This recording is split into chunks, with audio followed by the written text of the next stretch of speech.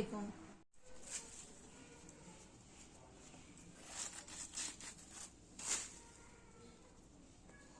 থামো, ওই একটু টাইম বেশি করতে হবে। আরে রানবো না নি।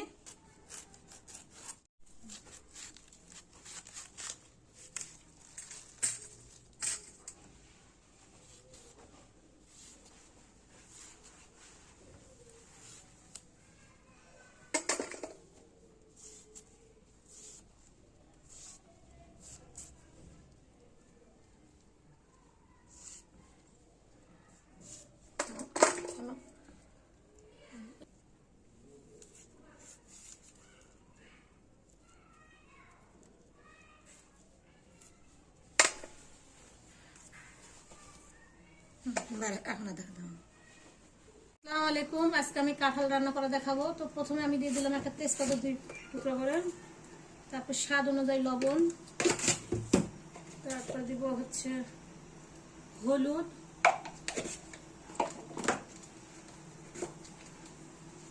দিব একটু মরিচের গুঁড়া।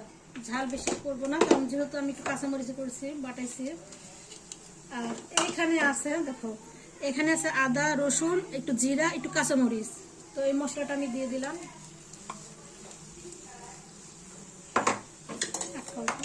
আমি একটু সামান্য পরিমাণ একটু তেল দিয়ে দেবো। পানিটা বলকে গেছে, তো আমি এখন এখানে কাঁঠাল ধোয়া ছিল, কাঁঠালগুলো এর ভিতরে দিয়ে দেবো। আমার সব দেওয়া হয়ে গেছে, আমি এখন এটা ঢেকে দেবো সিদ্ধ হওয়ার জন্য। এই তো আমার সিদ্ধ হয়ে গেছে, কাঁঠালটা সিদ্ধ হয়ে গেছে। আমি ভাপে দিছিলাম, সিদ্ধ হয়ে যায়, এটাকে ঢেকে দিলাম। তেল দিলাম,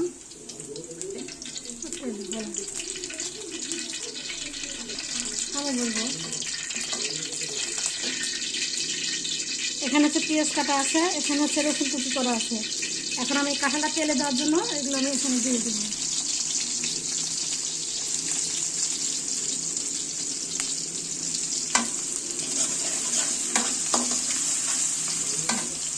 একটু দিব, এটা একটু সেন্টটা ভালো লাগে যে ইয়েতে খাবারে। এখন আমার প্রায় হয়ে গেছে বেরেস্তা ইয়ে করা। তো আমার মনে হচ্ছে একটু হলুদটা কম লাগছে, আমি একটু হলুদ দিলাম, আর একটু মরিচের গুঁড়াতে দিয়ে দিলাম, একটু নেড়ে ছেড়ে নিলাম। আর এখানে যে আমার কাঁঠাল সিদ্ধ করা আছে, এটাকে আমি এখন ঢেলে দিব।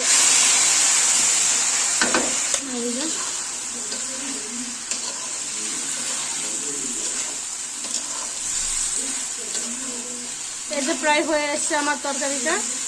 এখন একটু লবণ দেখবো, দেখে আমি এটা একটু হালকা তাপে রাখা নামাই দেব।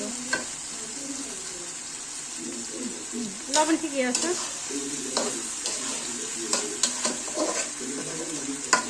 তো আমার রান্না এটা প্রায় হয়ে গেছে, এখন এটা আমি কিছুক্ষণে ঢেকে রেখে দেবো।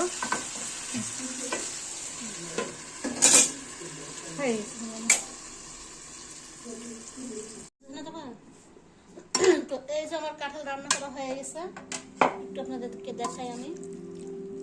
কত সুন্দর কালার।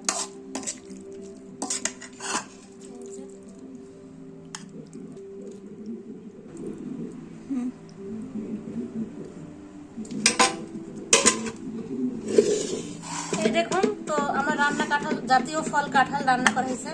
অনেকে হয়তো রান্না করতে জানে না, অনেকে অনেক রকম করে রান্না করে, আমি এভাবে করলাম। এটা আবার গোস্ত দিয়ে রান্না করলে অনেক মজা লাগে খেতে। আমি এরপর দেখাবো গোস্ত দিয়ে রান্না করা। তো দেখেন, নিজের রান্না নিজেকে আমার অনেক ভালো লাগে। তো এই পর্যন্ত আমার রান্না শেষ। আসসালামু আলাইকুম।